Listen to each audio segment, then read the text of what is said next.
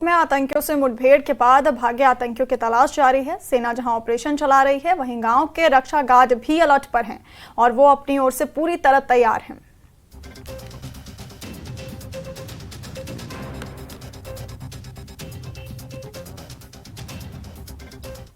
फिर night duty करते हैं, ऐसे फौज भी तैनात है पहाड़ों पर, तो हम ड्यूटी डे नाइट करते हैं। और हमें हथियार की प्रॉब्लम है सर, हमें ऑटोमेटिक हथियार मिले तो हम पहाड़ों पर भी जा सकते हैं। तो ऐसे हम अपने गांव में बिल्कुल अलर्ट रहते हैं, कोई भी घुसने की कोशिश नहीं कर सकता है। हम 24 घंटे ड्यूटी पर तैनात रहते हैं।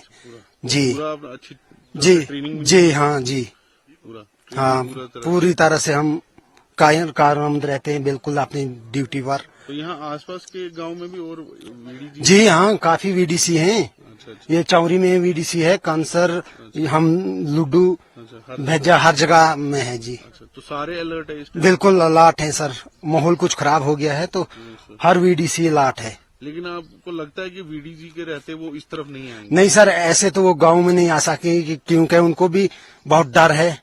हम लोग तैनात रहते हैं रात दिन अपनी ड्यूटी पर। जी हाँ हाँ, हमें कोई ऐसी इंफॉर्मेशन मिले तो हम बिल्कुल फौज के साथ हाथ बटाते हैं।